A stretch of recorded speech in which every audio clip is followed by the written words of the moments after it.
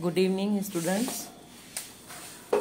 For the chemistry practical, you are having in 3 portions. First part is titration. Second part is inorganic qualitative analysis. And third one is organic qualitative analysis. Now, in the titration, you are not given manual. Manual is not allowed. So, without seeing manual, how you will do the written portion? You have to do the titration, okay? After taking reading, Paulette and all the 3 readings, how you will write? You will given be A.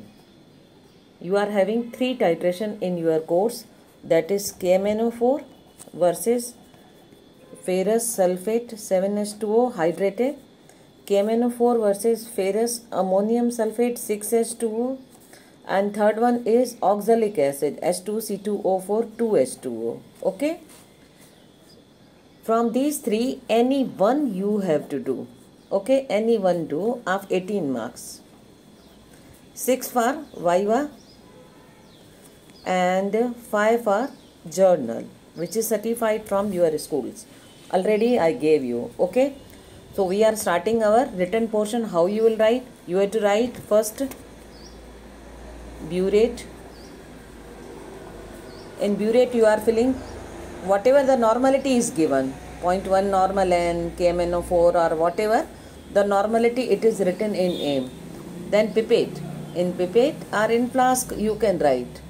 So in pipette you are taking 10 ml of ferrous sulfate, ferrous ammonium sulfate or oxalic acid, what it is given, plus 2.5 test tube of H2SO4. Okay students, in oxalic acid you remember you have to heat the solution.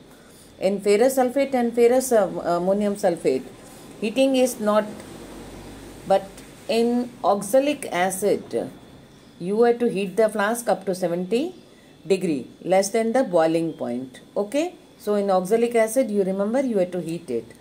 Now next is indicator. Indicator KMnO4 itself. Okay, no need of adding outside. Then color change. Color change is from colorless to pink. Okay, these 4 points you will get 2 marks.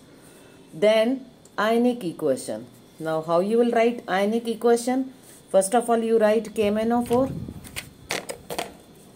plus FeSO4 or oxalic acid, ferrous ammonium sulfate, whatever it is given, plus H2SO4.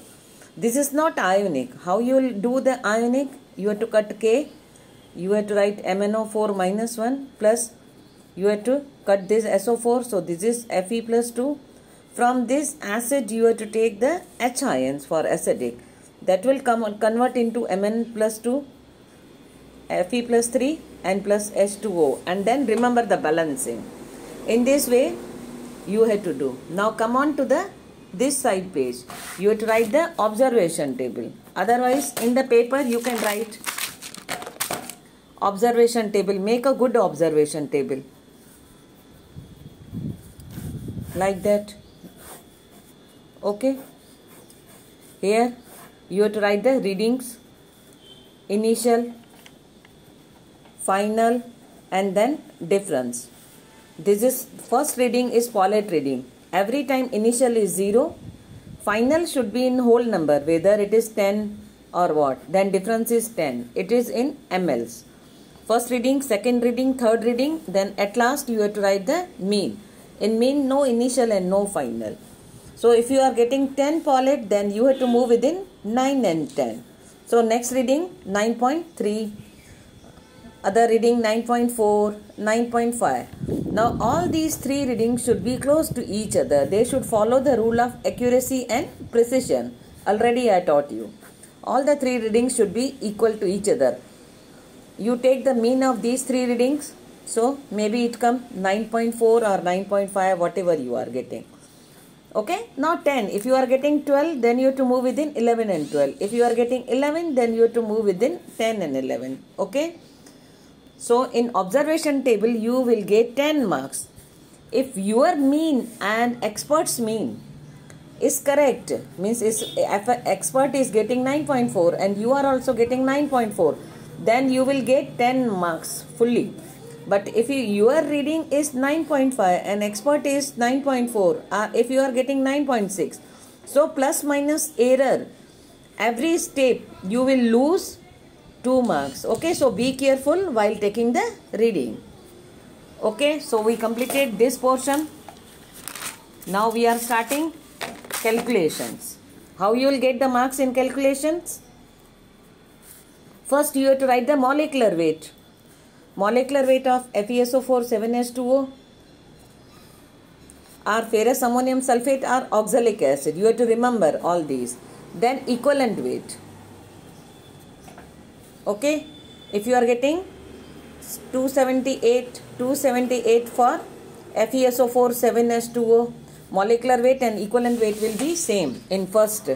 In second also molecular weight and equivalent weight will be same. But in third, oxalic acid H2C2O4 2H2O, number of HINs are 2, so molecular weight is 126. It is half, it is equivalent weight.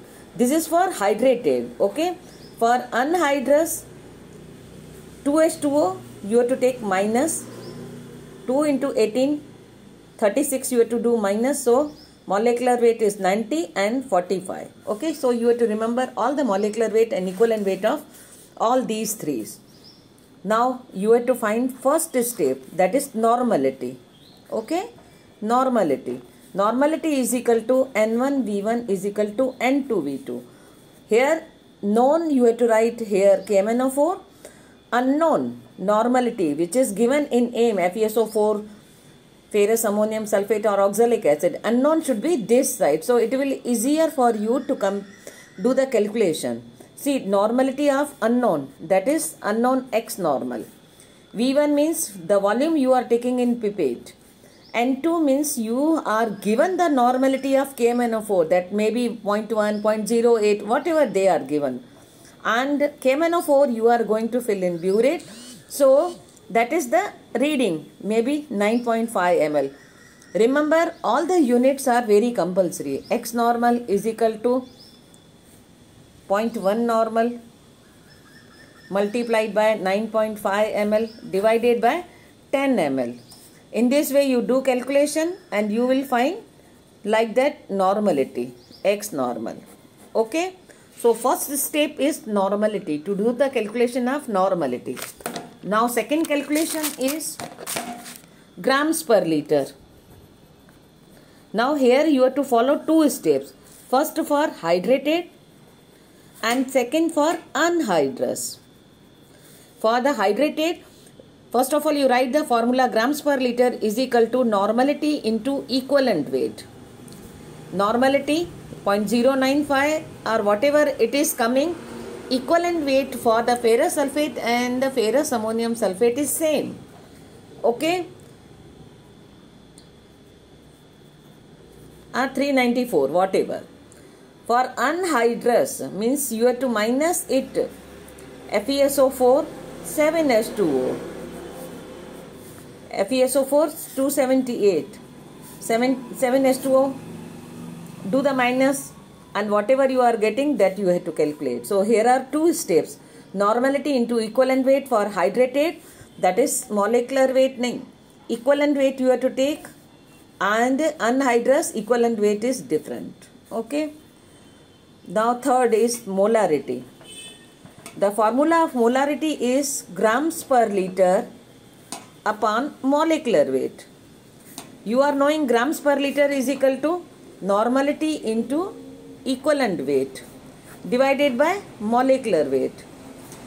For ferrous sulfate and ferrous ammonium sulfate, equivalent weight and molecular weight are same because Fe number of oxidation number +2 +2 to +3.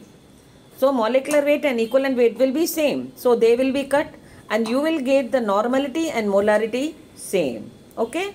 So molarity will be same as is if of normality. But in the case of here also you have to follow the two steps. First one, hydrated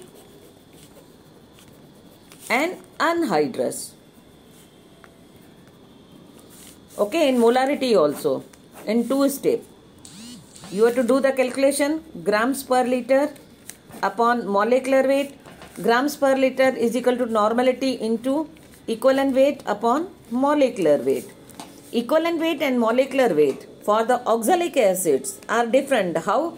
You write normality whatever you are getting. Equivalent weight is in 126. You will get 63 and molecular weight is 126. So 1 and here 2. So normality, whatever you are getting 0.095, that will be half. So molarity will be half of the normality in case of oxalic acid. Here hydrated, and for anhydrous you have to do normality into 45 equivalent weight of anhydrous divided by molecular weight 91 and 2. So whatever the normality is coming, you write, and that will be half. So molarity will be half. In this way you have to do the calculations. At last you have to make a good observation table, result table. At last. Why result? Because for the examiner it will be easier him or her to see whether you wrote all the correct or not. Unknown. If you are getting ferrous ammonium sulfate, ferrous sulfate or oxalic acid, you write here. First of all write molecular weight, then equivalent weight, then normality, then grams per liter, then at last molarity in the tabular form. In this way, every step you will not lose the marks and you will get full out of full. Okay students, so in first portion I taught you how you had to write the titration.